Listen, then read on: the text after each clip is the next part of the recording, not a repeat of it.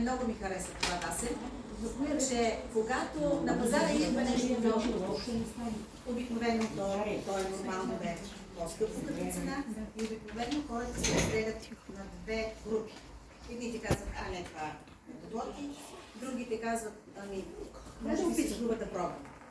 И с течение на времето, тези, които пробват, стават все повече, а тези по-негативните просто остават там и наблюдават. И ние трябва да уважим този избор. В крайна сметка, ние сме поставени в една и съща ситуация и се различаваме, сближаваме или разделяме точно по изборите, които прави всеки един от нас.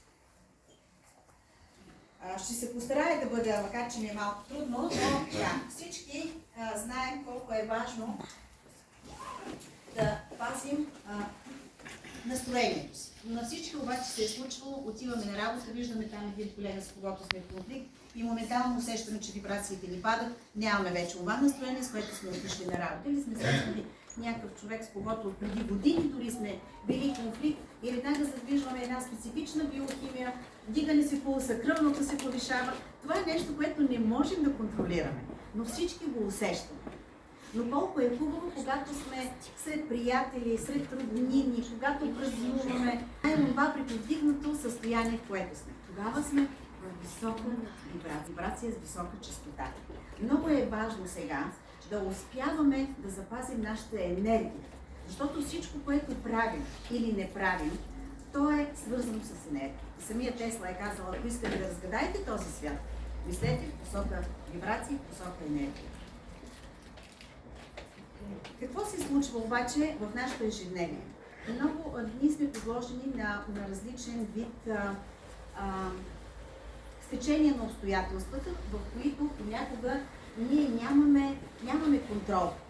Но когато сме в висока вибрация, това е един много силен жокер наш, който ни позволява да материализираме с лекота.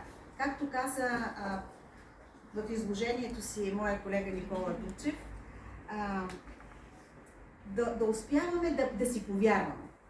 Когато ние сме стабилни, когато ние сме уверени, това неизбежно се усеща от хората. Така че високите вибрации наистина са като един магичен ключ към хармонията и към успеха. Защото всичко около нас вибрира и това, което ние излъчваме, всички сте чели, то се връща към нас. Какво ни влияе? На първо място мислите. Всяка ваша мисъл се връща към вас. А това какво мислим, зависи единствено само от нас. Ако нещо във вашия живот усещате, че ви натяга, че ви натоварва, че ви ограбва, че по някакъв начин ви дърпа назад, че ви блокира или има власт над вас, мили хора, то е във вашия живот с единствената цел да ви накара най-накрая да съберете силата си във вас. Не давайте силата си на някой друг. Не отстъпвайте вашите възможности на друг. Вашите мечти са ваша реалност. В тази вселена има неща, които съществуват и неща, които не съществуват. Когато ние мечтаем за нещо, ние сме го мислите си във въображението си. Това значи, че няма проблем то да съществува. Дори отричането на нещо, това е пак признание, че нещото го има, но ние не го приемаме. Това не го прави несъществуващо. Така че успявайте да контролирате мислите си, защото това всеки може да го прави. И на друго място, на следващо място, компанията, обкръжението, в което сме. Хората, които са около вас, винаги влияят на вашите вибрации. Нали знаете, че всички сме имали случаи, когато ви звънне телефона, само като видите кой ви звъни, вие вече знаете, говорили ли си с този човек, не ви ли си говори, знаете как ще ви подейства дори. Случвало се да кажете, тук ще говорим малко по-късно, не съм в настроение да говоря. Това е защото ние автоматично си спомняме емоциите и усещанията, които сме имали с конкретния човек. Но тази стара приказка, кажи ми, кои са ти приятелите, за да ти кажа какъв си. И с какъвто се събереш, и такъв ставаш. Те не са случайни.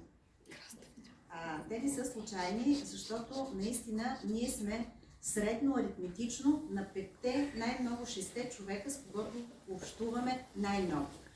Със сигурност тази вечер ще чуете от мен много клишета. Те са станали точно клишета, защото са работещи.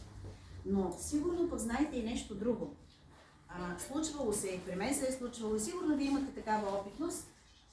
Едно и също нещо, един и същи факт, едно и също събитие да го чуете поне от 10 човека, да ви го кажат. Но вие сякаш не го чувате. Обаче идва 11-ти човек, казва ви го той и вие вече тогава го чувате. Така че хората, с които прекарваме времето си, са от изключително значение за нашия тонус, за нашата кондиция и за вибрациите, в които се намираме. За музиката, какво да кажем? Музиката е изключително мощен фактор и за секунди е в състояние да промени честотата на вашите вибрации.